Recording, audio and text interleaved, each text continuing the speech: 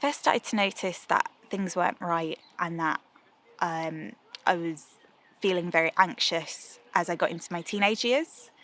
But it really, really kicked in, and I got really, really anxious as I started in secondary school, because it was that transition where everything changed and everything was different. And I started to have panic attacks in the corridors at school. In my first GCSE exam, I had a nosebleed because I was so worried about sitting the exam.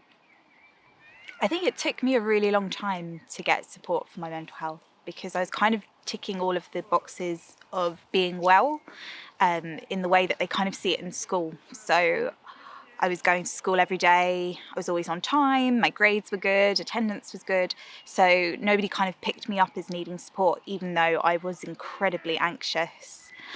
I think my mum noticed as I got older. She could see in me that the anxiety was leading me into depression, and I was feeling very low in mood.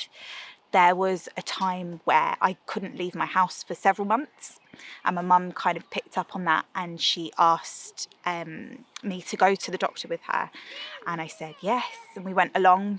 But I wasn't really truly honest or open about the extent of how much I was struggling with my mental health. I just kind of said, oh, I get a bit anxious sometimes and I'm a bit sad. So they kind of put me on a waiting list for therapy, talking therapies. And during that time, the way that I was coping was not in a very healthy way, but I didn't tell anyone.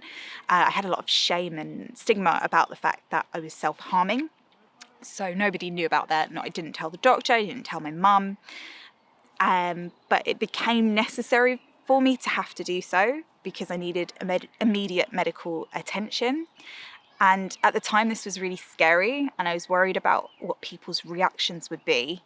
But actually, it was really helpful, because it meant that people knew exactly the kind of help that I needed and support that I needed, and just how much I was struggling.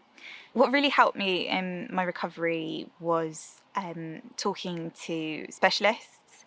So I saw a psychiatrist, I saw a CBT therapist, so cognitive behavioural therapist.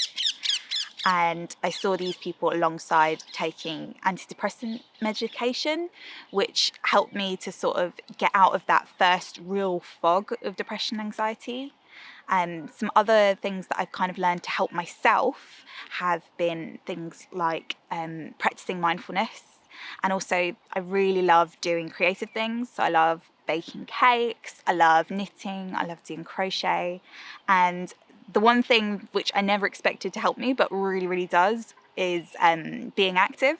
So I got back into cycling, which I loved doing as a child, but I kind of grew scared of and less did as a teenager.